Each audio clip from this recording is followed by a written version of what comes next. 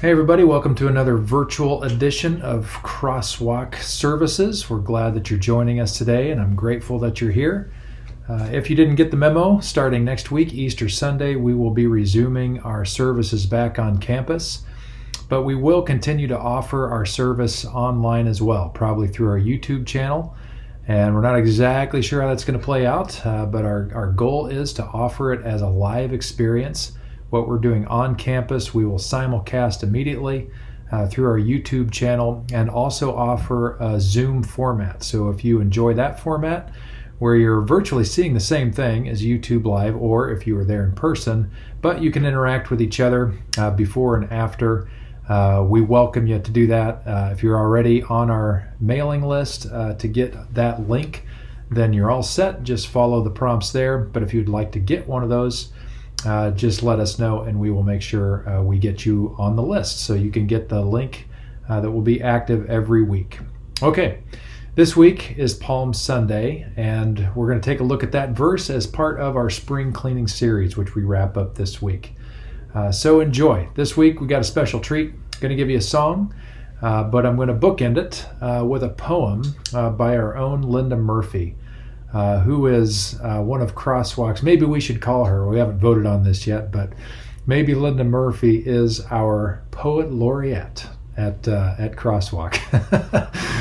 Sounds cool. Anyway, she just has a marvelous brain, incredibly rich way of expressing things. I've read many of her poems, so rich in insight, and we are fortunate today to have her saying this in a recording.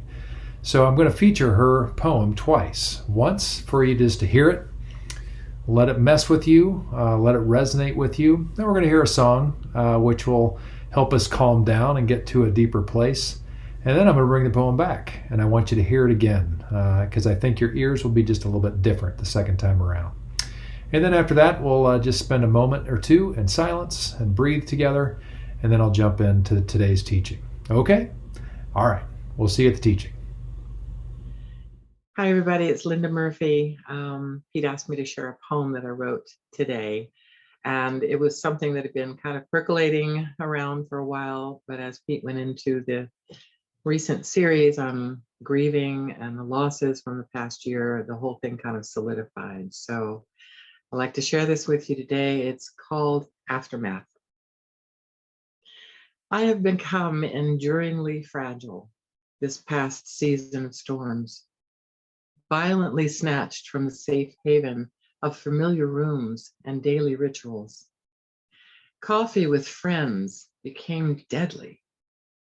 The constant vigil of standing still, on alert, on adrenaline, on my own, remembering the freedom of breathing with the world. Then the world exploded. Each day I stepped into a new field, heavy with impenetrable mist. Every fork on my path, visible only underneath my outstretched foot, leading me, guiding me, past obsolete illusions of reality.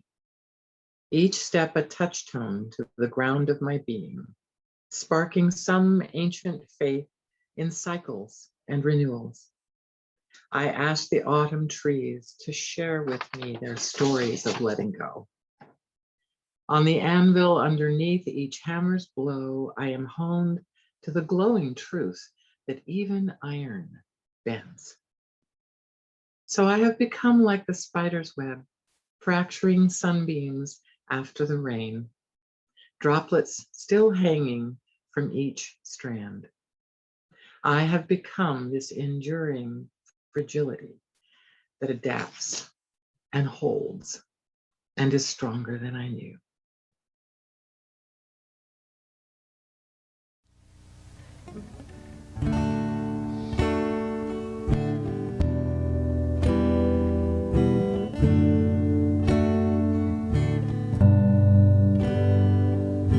He became sin who knew no sin, that we might become his righteousness. He humbled himself and carried the cross. Love so amazing,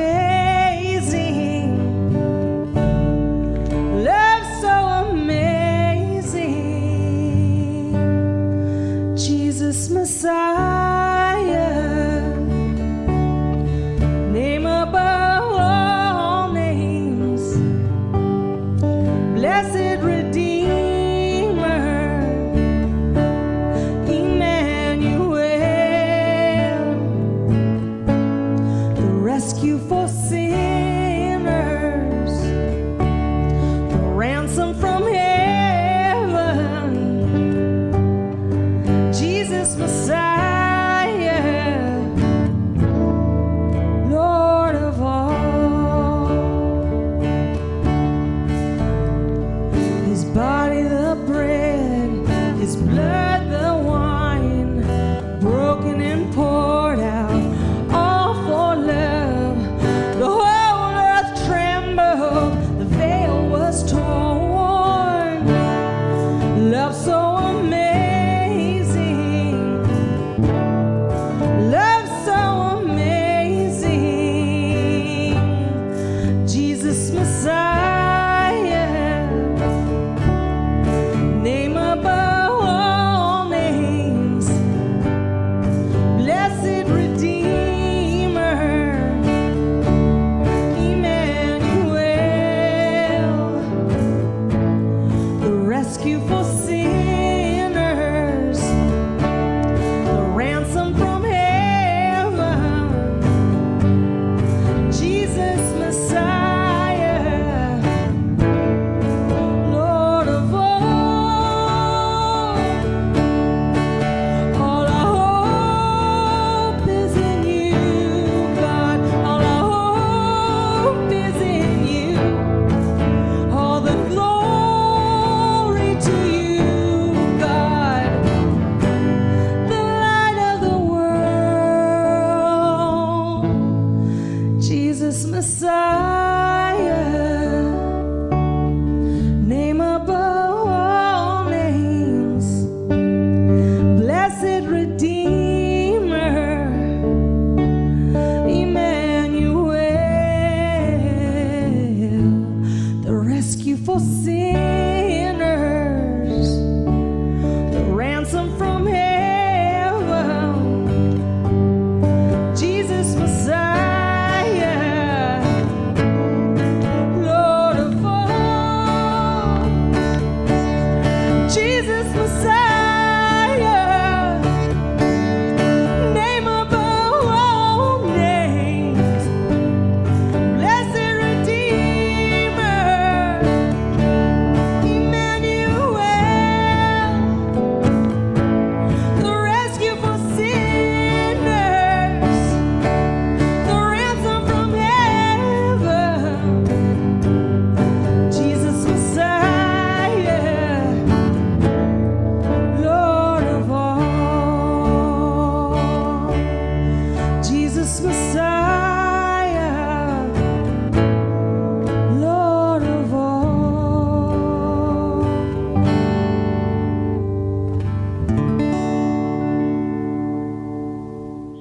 I have become enduringly fragile this past season of storms, violently snatched from the safe haven of familiar rooms and daily rituals.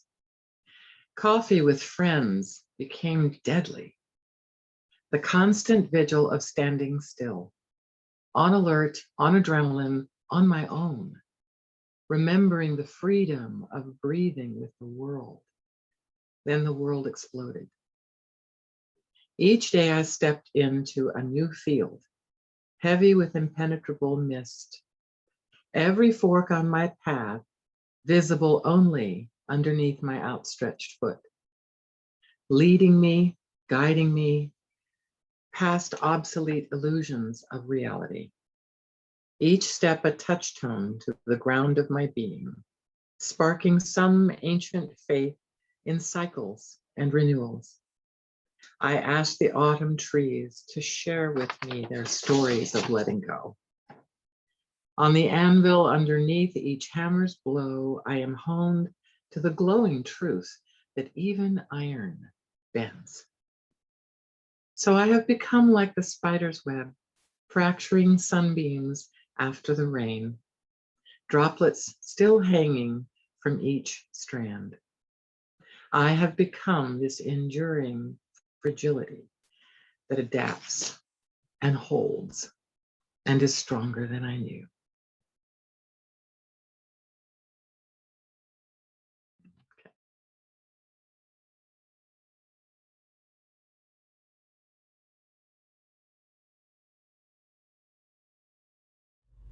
In the latter part of the 1990s, I was pastor of First Baptist Church in Princeton, Illinois. It was my first full-time gig. I'd had other ministry, part-time kinds of things before that, but this was my first senior pastorate that I'd been a part of.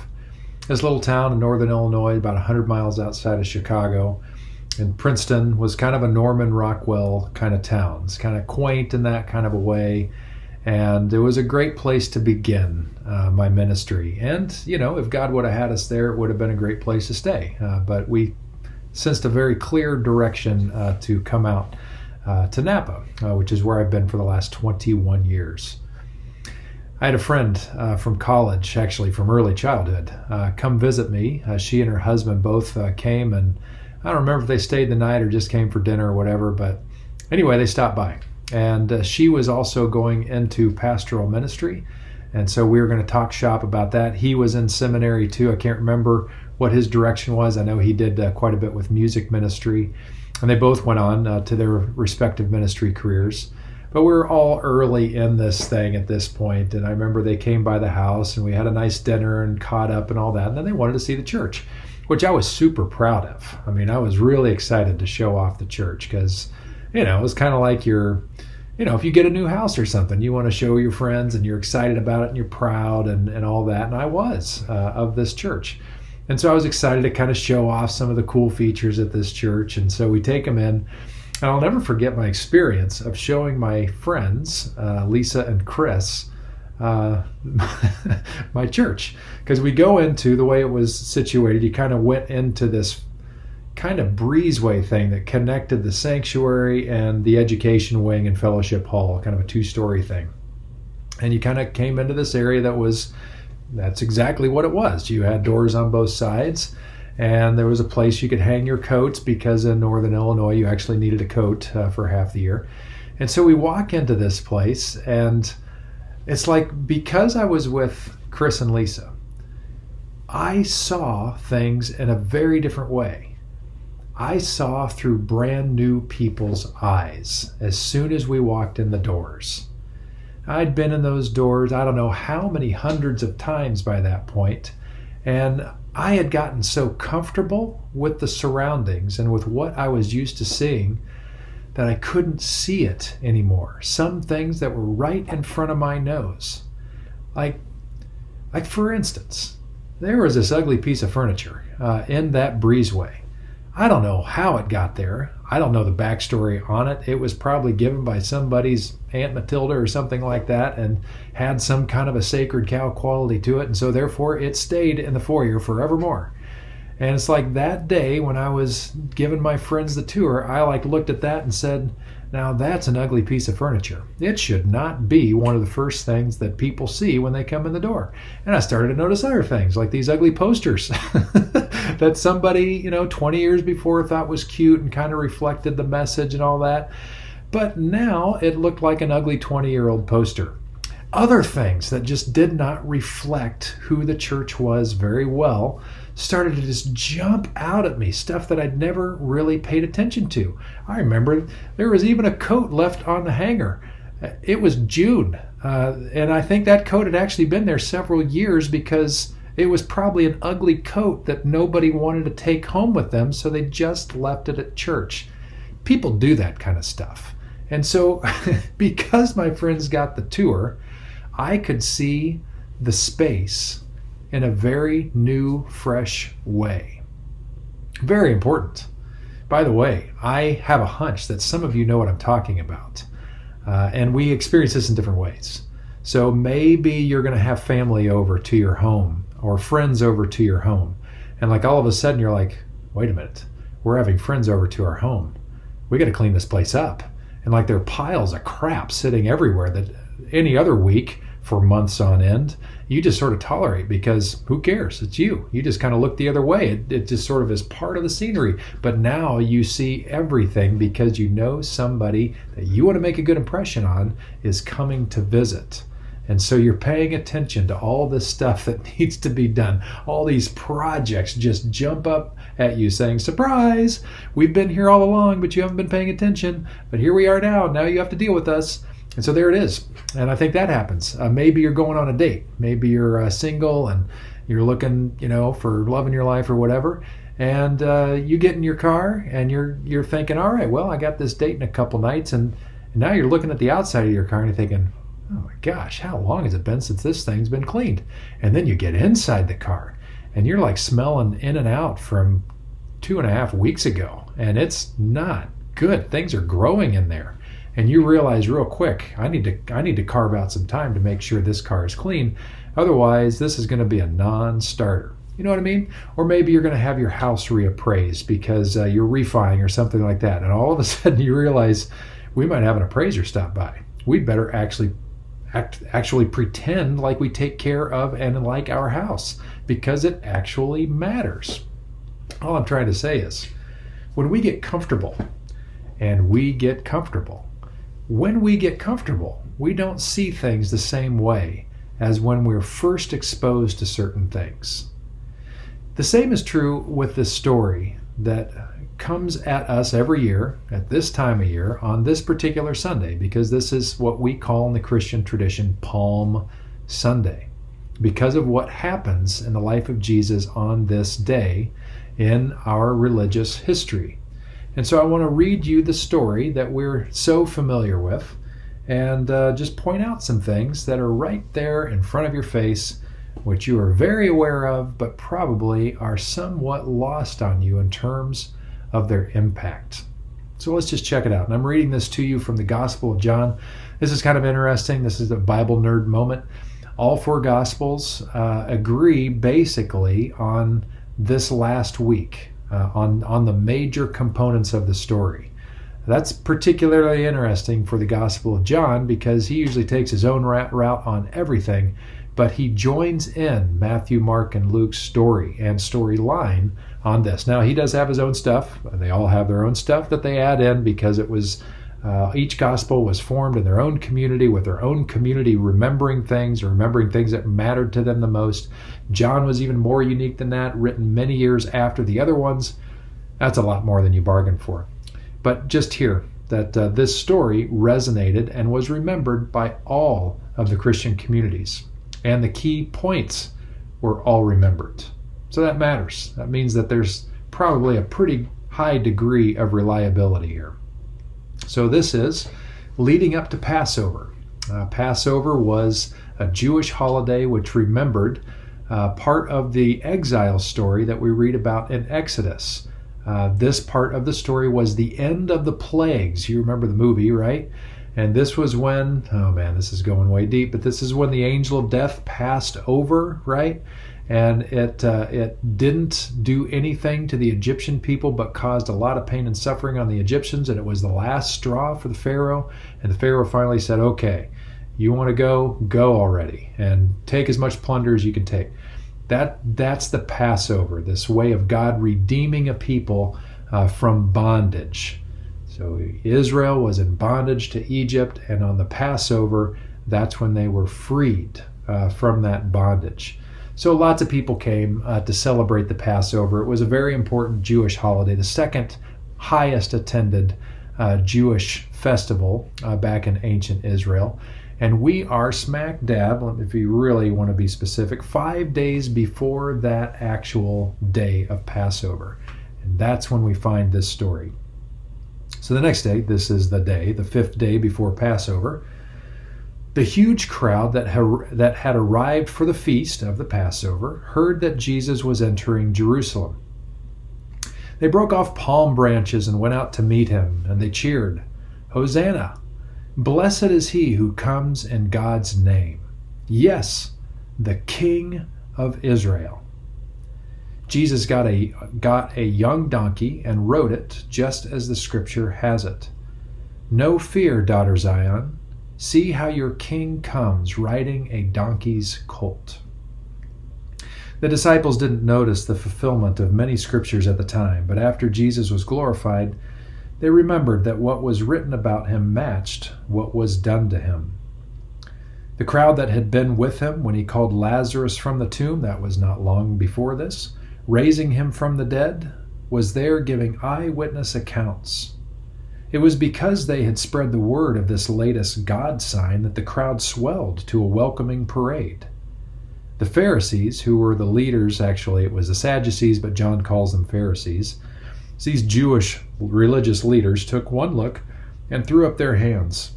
It's out of control. The world's in a stampede after him.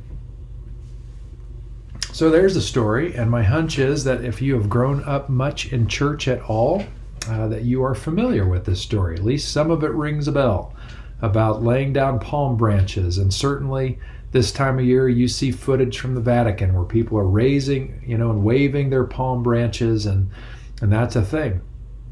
But there are some pieces of this that I think we need to look at again and just remember what's happening here. Because what is taking place here is not just one thing, but it's actually many things all at the same time. So you have Jesus, who's making his entrance into Jerusalem, and he has a lot of renown behind him by now. Not a lot around Jerusalem, except for that large group, perhaps, that was aware of what he did with his good friend Lazarus and calling him back to life from death.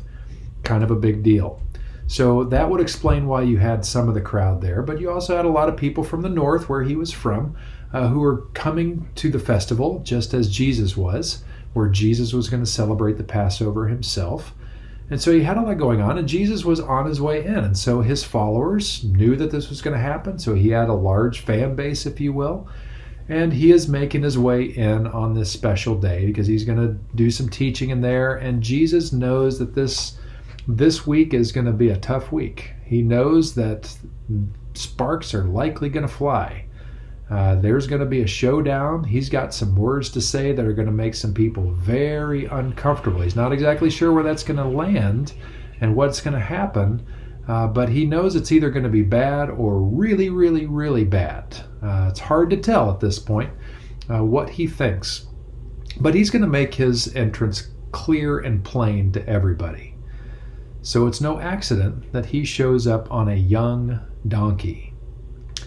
Now, some of you who've been around the church a while know the significance of the young donkey. But before that, we need to talk about why in the world people would lay down palm branches and their bathrobes onto the pavement. Why would you do that? Got any hunches, those of you who didn't grow up in this tradition? Why would people do this? What's your guess? Well, if you're saying that these are expressions of honoring the one who's going to walk on those, you would be correct. Today we would call this rolling out the red carpet for somebody. That's what people are doing here. They are showing honor to the one who is coming. And this goes back to some old scripture stuff, actually relating to a king of Israel, where a similar type of thing happened, where they recognized that their king was coming. And the way that they showed their honor and their support of this man coming into Jerusalem was by laying palm branches down and their cloaks, their bathrobes, onto the path that they would be traveling. It was a rolling out the red carpet. It was a symbol for the people to say to Jesus, we recognize you as somebody who needs to be honored, and we are even going to say that you are our king. There's a problem with that. The problem is they were under the tyranny of the Roman Empire. There was no traditional king of Israel at this point. That didn't really exist. There were some people who sort of act as governors of regions, but the last king of Israel had been deposed very, very long ago. So what does it mean? What is suggested right here before our very eyes when we are so used to saying, blessed is he who comes in the name of the Lord? Declarations of kingship. What does that suggest about what else is happening in this culture at this time? Well, it means there's great political unrest. That's what it means. It means you have a whole lot of people who are very aware that Jesus is not the Roman emperor, and yet are willing to say out loud, we recognize you as the King of Israel. That smells a little bit like insurrection, doesn't it? If you think so, then you are correct. And that is exactly what the Roman government was afraid of. They didn't want any of this kind of talk happening, and they were quick to squash it whenever they would see it. And the ones they entrusted first, the front line of defense on this, to make sure that kind of uprising didn't happen, were the religious leaders who ruled over all things Judaism, who ruled from the city of Jerusalem. Now, John calls them Pharisees. That's only because by the time John wrote this gospel, the Sadducees no longer existed. And the only Jewish leadership group that anybody knew anything about at that time were the Pharisees. So John just simply put their name in place. But these were the Sadducees. They ruled over Judaism. It was their job to keep the peace between Jewish people and Rome. And as long as they did, they enjoyed many benefits of power. But if they blew it, there was going to be trouble. Some of these people are in the crowd, these Jewish leaders. They're seeing a huge crowd line the street. They are watching these people put palm branches down and their cloaks and say to this Jesus, "You are the King of Israel." There was political unrest in Jesus' day. The Jewish leaders were very, very aware of it. So you have this undercurrent, this very real undercurrent, where you had Jewish people who were very upset by the fact that they were oppressed by the Roman government. They were sick of it. They were tired of it. They were waiting for God to do something. They were looking for a Messiah to lead them out of it. And these people were convinced that it was Jesus who was going to do it, going to overthrow the Roman government somehow, some way, in some kind of Exodus-like fashion. They were counting on it. They were hopeful for it. There was a fever pitch anticipation of it in the first century in ancient Israel. They couldn't wait for it to happen. And most of them were thinking it was going to be some kind of a militaristic act that was going to happen. Like somehow, maybe their Jesus was going to finally put out the call to arms. And the Jewish people would rise up and with God's help do the unthinkable. Get their throne back, be on top of the world, and wipe out the tyranny of the Roman Empire in their land. What a dream. And the Sadducees knew that's exactly what they were thinking. They were very nervous about what might take shape and what they might lose if that actually were to happen. So what does Jesus do in this point? What do we see him do in response to what he knows people are thinking? He chooses to ride in on a young donkey. A young donkey.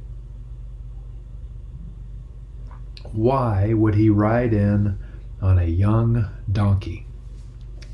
Now, those of you who were raised in church, those of you who've been around Crosswalk a while, and I've already given you the answer, you might know this, but those of you who haven't, why would Jesus choose to ride in on this moment, knowing what the people were thinking? Why would he choose to ride in on a young donkey?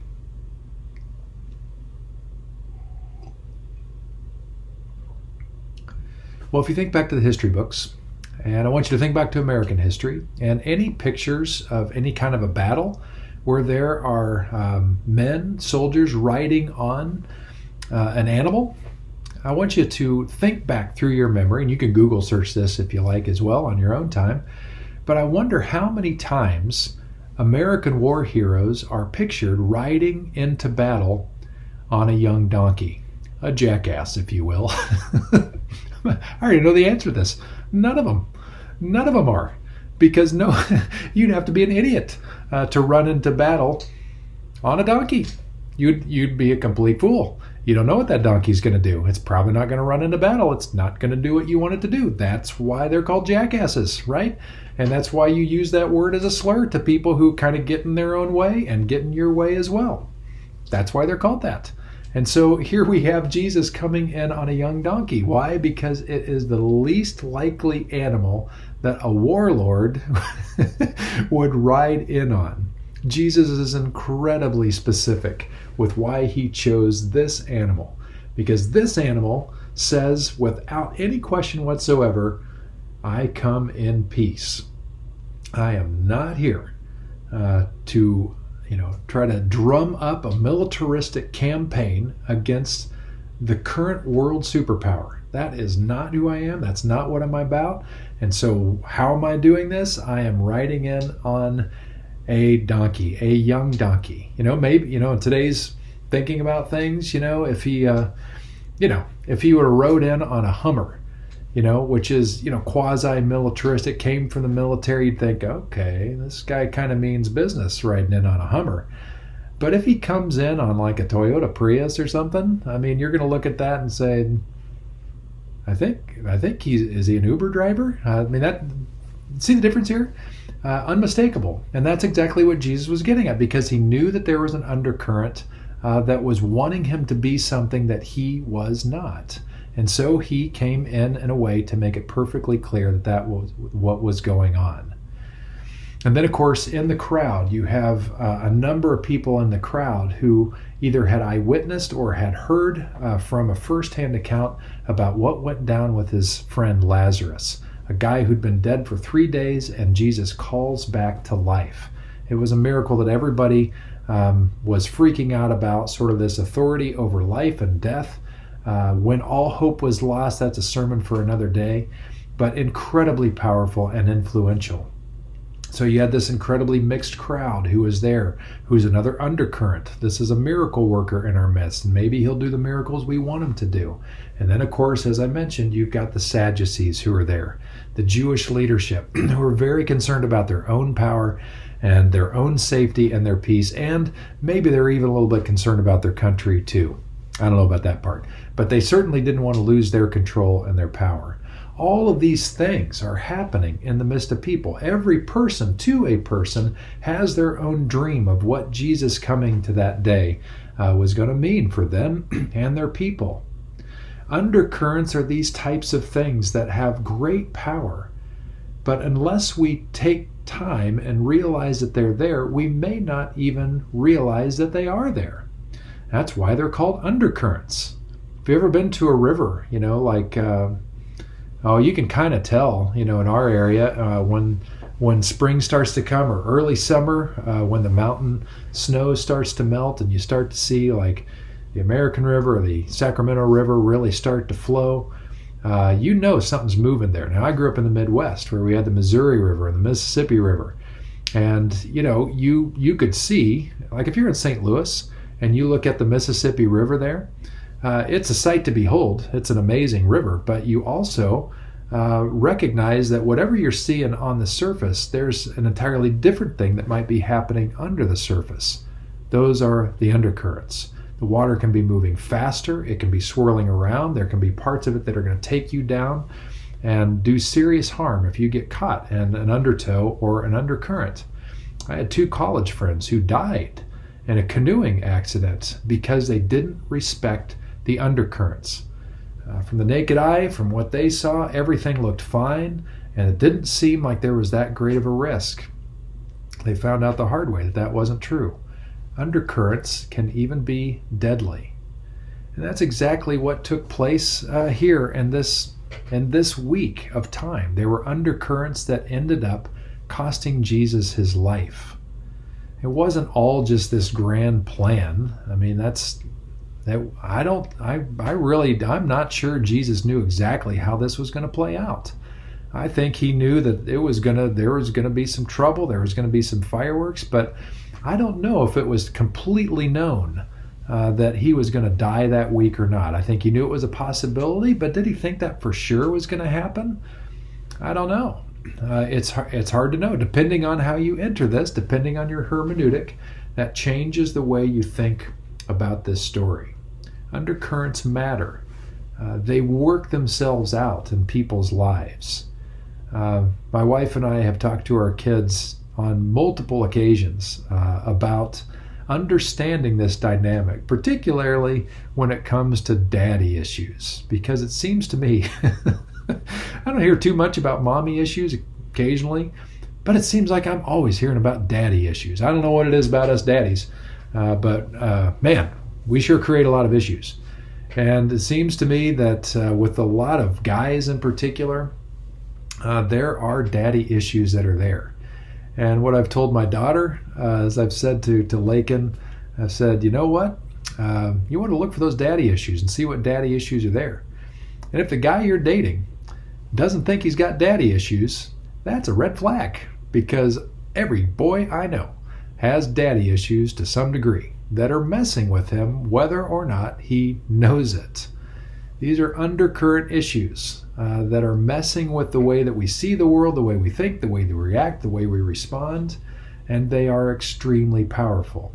Until we know what the undercurrent is, that undercurrent will hold power over us in ways that we really can't even imagine. Truly. You think I'm making this up, but that's probably because you're in denial about your own undercurrents. So take that. I'm kind of playing around with you a little bit, but I'm really serious. Until we know what's going on under the hood, it's almost like we're on autopilot with some things, and we don't even know that there's a problem until later. And then we kind of find ourselves at the end of the week wondering, how did we get here? This is what I mean. There were some people in that crowd that day who were yelling Hosanna, who were putting down the palm branches, who were putting down their bathrobes, who fully meant that they were on board with Jesus, that they saw him as the anointed one of God, even called him king, which was risking a charge of insurrection if there were the right people who were gonna call them out and turn them in or whatever. And they meant it with everything that they had. But somewhere between that fifth day before Passover and the actual night of Passover, maybe it was Jesus' teaching, maybe they just heard more about Jesus, but something shifted. Now, some of these people stayed true to the very end. Some of them, even after Jesus was arrested, showed up in the same area where Jesus was being tried unjustly. And they were there to see it, to witness it. Some of the core disciples were there. Some were just on the outskirts of that, like Peter, where he denies even knowing Jesus 3 times. Pay attention to that. He was just outside of where the trial was actually happening. You had a lot of other people who were hiding away because they were afraid that they were going to be arrested next. And then you probably had a lot of people that just sort of shrugged their shoulders and said, I guess Jesus wasn't the guy we thought he was. And they just decided to walk away. And then there were other people even that were so turned off by what Jesus had to say, what they heard that week, that they decided to change their vote. And they showed up at the trial with Pilate and asked for him to be executed.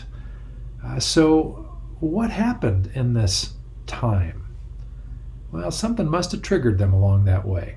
Now, I know that there were some people within the Sadducee camp in Jerusalem who probably did whatever the Sadducee leaders wanted them to do, because it was their power and their peace that was going to be most affected by what happened that day.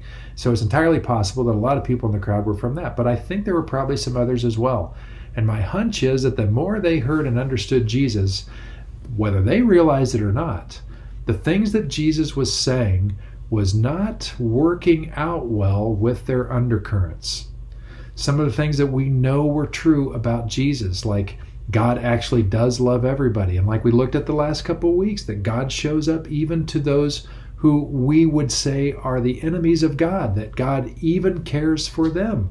Some people do not want to hear that and will react very, very violently toward that and will change their tune toward that. For some, it was just about changing things that were established and tradition and all that, and Jesus went in and messed with all of that. Some of it was, hey, you can say anything you want, just don't mess with my pocketbook. As soon as you start asking me for money, that's it, I'm out. Just me and God, leave my money out of this thing. And so some people, we're hearing Jesus talk about that. We're hearing Jesus talk about the poor, and not that Jesus was some kind of a, money grubbing mega church pastor or anything like that. I don't mean that. I'm just saying that when Jesus talks about you can't serve God and money, it's one or the other. Some people are really reading between the lines, and they're like, I think this guy actually wants me to sacrifice something. I don't want to sacrifice anything, so I think I don't like Jesus so much. These kinds of things have their effect. When Jesus would challenge religious tradition, for instance. Let's say you're a person, you've got it all figured out. You know that you can do whatever the heck you want throughout your life, every week, so long as you make that sacrifice right in time to make sure God is cool with you. That's how you've got it all figured out. And you know that you're good with God because you've done this to make sure that you're forgiven. Jesus comes in and he says, that's a bunch of crap. Where did you get that idea? That's not how it works at all. What God is after is for you to be contrite, for you to walk humbly. This isn't some, lip service kind of a thing where, one day a week or 1 hour a week, you finally say, okay, I give in and I'll do it your way. And then as soon as you leave the building, you forget about it. That's ridiculous. Jesus is talking about a whole life venture here, which includes every part of our lives. And so for religious people who really liked that boxy religion, and it was working for them on some level, now they hear Jesus tearing that apart.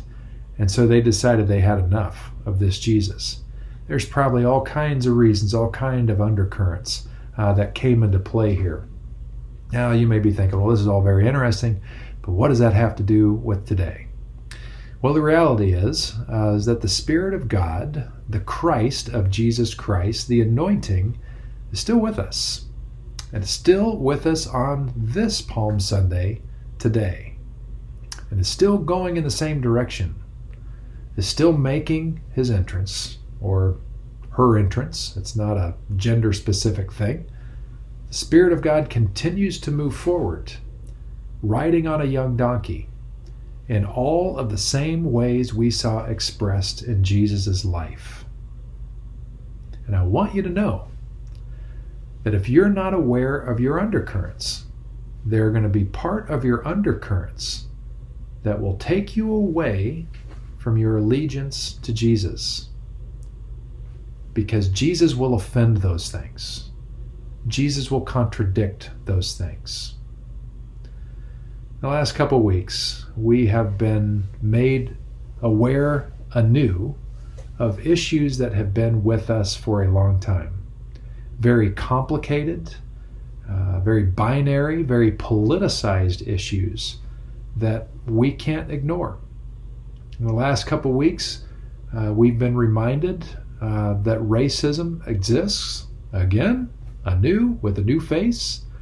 And now it's not George Floyd, but now it's a bunch of innocent victims at a massage parlor in Georgia.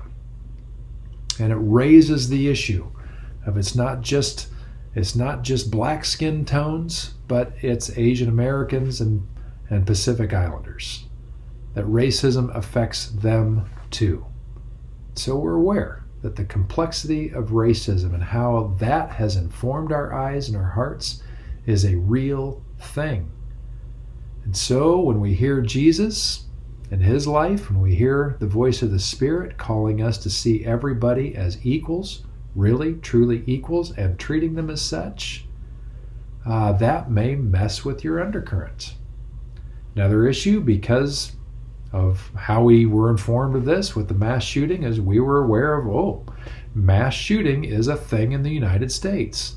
We've got a problem with mass shootings in the United States. What are we going to do with that? And that may trip you up as well. What does that say? It says we have a serious issue with violence in our country. You may not want to see it, and yet it's there. And it calls us to question, is there an undercurrent of violence in us as well? Because when the Jesus of Shalom takes to the streets and says, I'm not about violence, I'm riding a young donkey, I'm about non-violent change and resistance. That is going to mess with us. Have you been aware of how it has messed with you? And of course, that bleeds into gun issues and gun control. And this has become a highly politicized issue. But what do we do with this? How do we think about this as Jesus people? My encouragement to you is, rather than just following your party line, ask yourself seriously, what would the Spirit of God say about this? What is the Spirit of God calling us to do? How do we make sense of this as people of peace? And I know there are extreme ways of thinking on both sides, but for an average United States citizen, what does it mean? What does the Second Amendment mean for us? How do we understand that within a framework of peace-loving, life-loving Jesus followers? Where does that take us? These are complex things that are undercurrents in our culture that are informing us right now, today. And they're now front of mind because I'm messing with them. And of course, this whole personal rights versus collective rights hits us with COVID-19 and the pandemic, where there are still debates about should we wear a mask, should we not open up, all of these things which have kind of messed up a whole lot of people and caused a lot of division all over our country. Well, this is an undercurrent as well that taps into other things. My question for you is, if the Spirit of Christ, which was on Jesus as he went into Jerusalem, if that Spirit of Christ is eternal, if that is really an expression of the Spirit of God and is still with us today, moving us forward in the same kinds of ways that Jesus did, how will you react by Thursday night? How will you be by Friday morning? Because this coming week, we remember Maundy Thursday, the Last Supper, where Jesus instituted communion, where he washed the disciples' feet, saying, "This is what it looks like to follow me, loving and serving each other, even to the point of washing your stinky, dung-encrusted feet." We're not here to start a fight. We're here to end fighting. That's what that remembers. And yet Friday morning we find him before Pilate, and we find him sentenced to death. And we find that decision being egged on and cheered by some people who just a few days before said, "I believe you're our king." Who is Jesus to you? As we start moving forward, who is Jesus to you?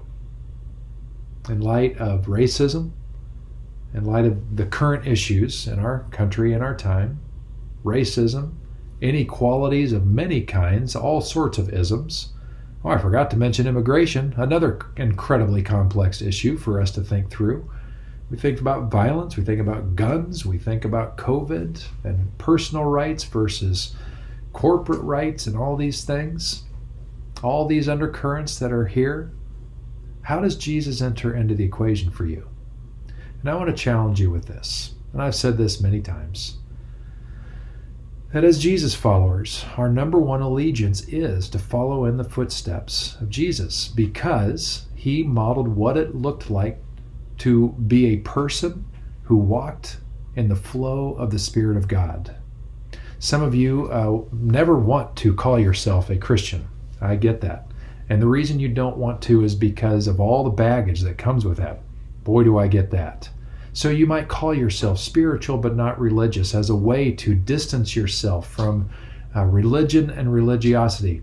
I totally get it, and I actually agree with you. But the question is, what does it then mean for you to be spiritual? What does it mean for you to actually follow in the way or the flow, be carried in the winds of the Spirit? It's going to look a lot like the things that Jesus did. And if that's true, how are you navigating this tension between what the Spirit is calling us toward which is a lot of the things that Jesus did, and the undercurrents that try to pull us down and take us away? These are heavy questions. They're also the most important questions we can ask in our whole lives. My next series that I'm going to start has to do with a way forward, where we just simply look at the choices and we look at some examples of what's been followed before us, because we all have a choice. You have a choice. That choice is an invitation to follow in the Spirit's flow, to follow in the direction that the Spirit leads, or choose other paths.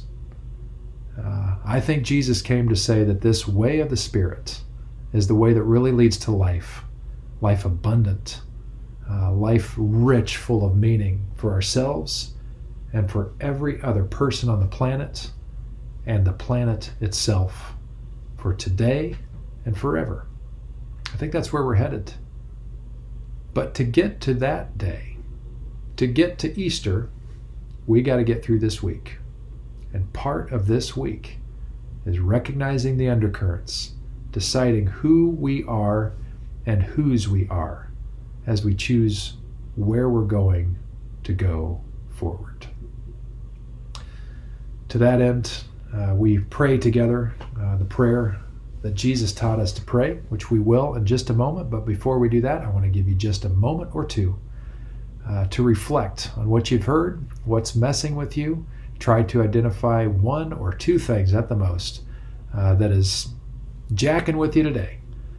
Maybe a question you want to ask, but it might be a nudge by the Spirit of God, something you needed to spend a little bit more time on. Take a few seconds now to identify that, and then we'll pray the Lord's Prayer together.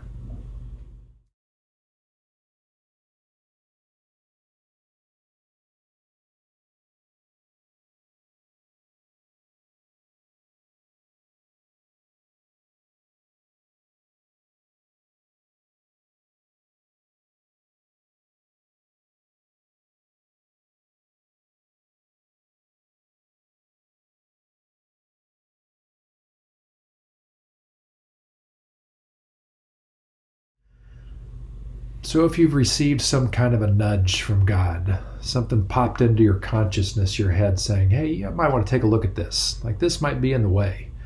Or you might want to rethink this because the way of the Spirit is different than this other thing over here. Then saying the Lord's Prayer is a way of saying, I'm going to take this thing seriously. The Lord's Prayer isn't some kind of a magic formula poem that sort of wipes that all out, but it is a commitment statement. It's saying yes to an invitation to follow in the way of the Spirit that we saw in Jesus. And so if that's where you're at today, then I invite you to say it with me now. Our Father, who art in heaven, hallowed be thy name. Thy kingdom come, thy will be done, on earth as it is in heaven. Give us this day our daily bread, and forgive us our trespasses, as we forgive those who trespass against us. And lead us not into temptation, but deliver us from evil. For thine is the kingdom, and the power, and the glory forever. Amen. Thanks for coming today. Thanks for showing up. I appreciate you. If you haven't made your reservation for Easter Sunday back on campus, please do that now. It's on our homepage, on our website, www.crosswalknapa.org, and you'll see it there in the front matter at the top of close to the top of the page. So we hope you'll do that. Probably going to do something for Maundy Thursday. Look for an invitation on that communion experience that we'll do together, probably virtually. More on that. We haven't quite figured out what we want to do with that yet, but we will very soon. So more on that to come. Otherwise, and until then, have a great week. Thanks.